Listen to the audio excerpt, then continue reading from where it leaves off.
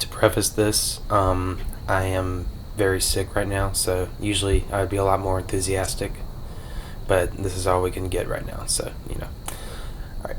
Hi, I'm JayMark Watson, and today I'm having my parents, Lance and Angel, tell the story of the time my mom busted her head open and the time my dad got bitten by a bat. This happened around the late 90s, like 1998, which is about half a decade before I was born.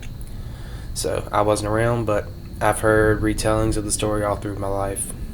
So I thought I could immortalize it by making a short doc about it. So yeah, let's just get into it. So it was in the evening. It was dark, around 9 o'clock at night, and we were packing to go to the beach.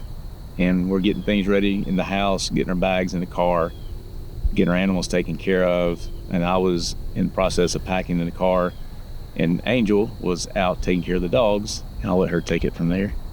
We had a 9-year-old, is that right? Alex, black lab.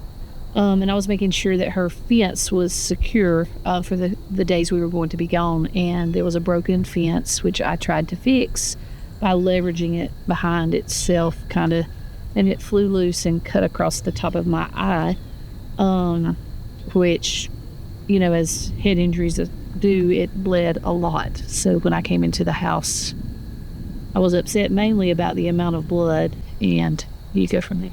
So I came back in the front door, or she came in the back door, and I saw all the blood, and it's like, oh my gosh, what's going on? And I didn't have any idea what happened, and she told me the dog bite incident, and so we immediately tried to stop the bleeding. We got towels and put on it and put pressure on it to get it controlled.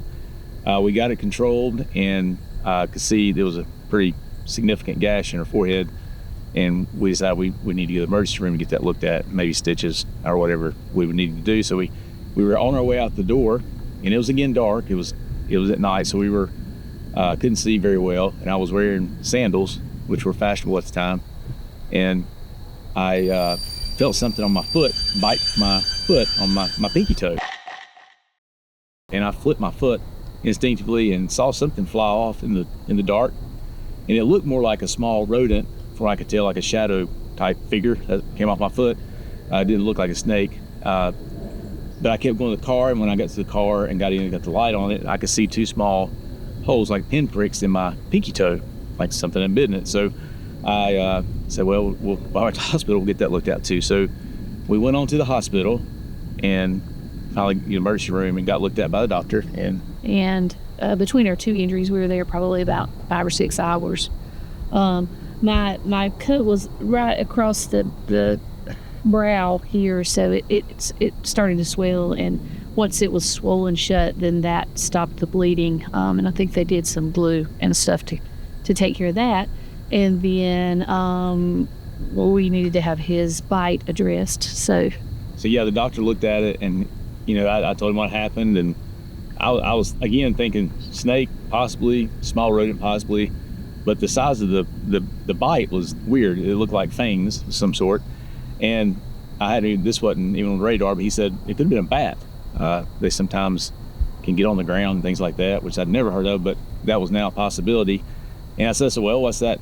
They're not poisonous. He said, no, but they're very well known to carry rabies. So we had to address that. He said, it's not anything you immediately have to do, but if it is and you're rabid, you can't let it go.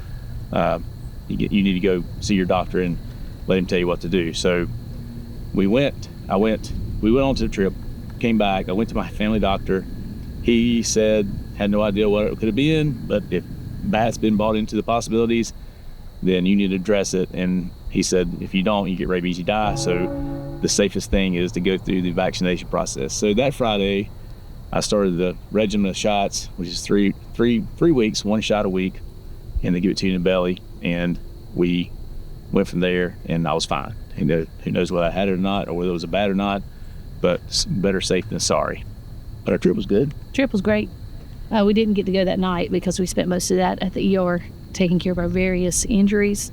But we went the next morning and had a good time at Myrtle. I could only see out of one eye, and he was potentially rabid, but that's normal for Myrtle Beach.